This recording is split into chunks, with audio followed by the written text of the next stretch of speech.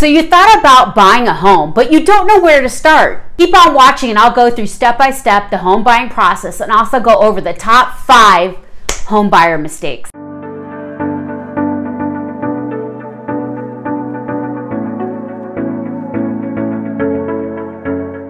I'm Nicole and I'm a realtor with RE/MAX Fine Properties in Scottsdale, Arizona. And today we're going to talk about the home buying process and also the top 5 buyer mistakes.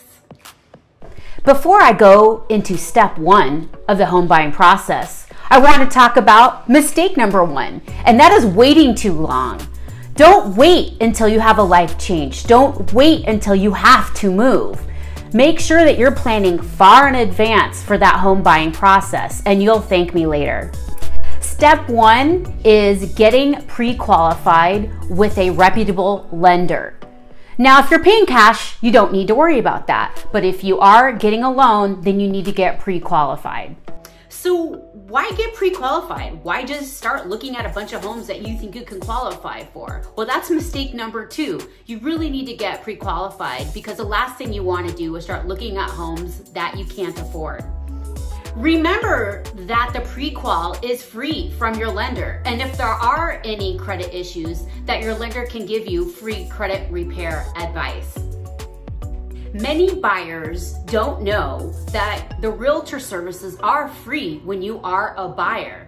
So this leads me to mistake number 3, not trusting your realtor. It's really important that now that you have taken the time and effort to select your realtor, that you trust them, you trust their advice. Make sure that you are fully transparent with your realtor, and if anything comes up, that you let them know.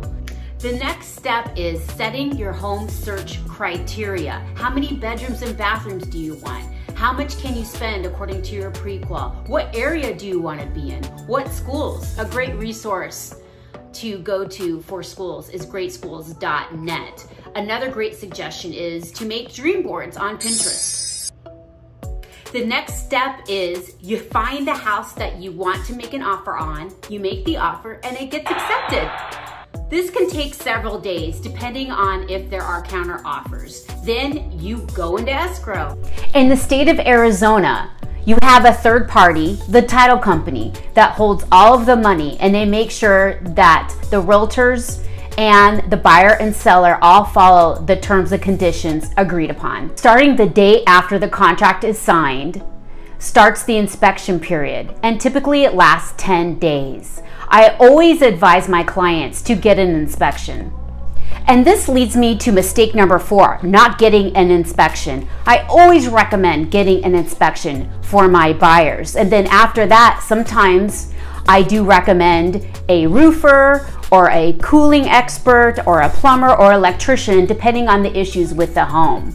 The only time I recommend maybe shortening the days of inspection would be in a highly competitive situation with multiple offers, because that's attractive to the seller.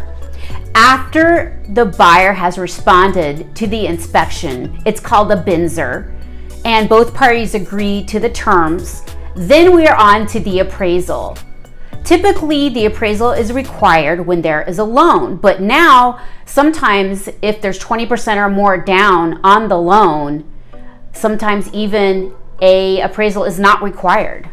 So you're past the inspection and you're past the appraisal. Now it's time to pick a home warranty company and also a home insurance company. The next step is the title company will reach out to you as the buyer for signing at the title company. Then you'll do the final walkthrough of your home to make sure that all the repairs requested are complete. Then usually the day of the close of escrow, the loan will fund, and then it will record with the county. So congratulations, you're in your new home, yay! But this leads me to mistake number 5.